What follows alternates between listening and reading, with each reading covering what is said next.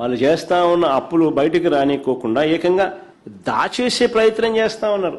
2024-25లో ఆయన వాస్తవంగా చేసిన అప్పులు ఏకంగా 81,082 కోట్లు అయితే ఇది కాగ్ రిపోర్టు. కాగ్ రిపోర్ట్లో statement 6 from finance accounts for government of Andhra Pradesh released by CAG for the financial year 24-25.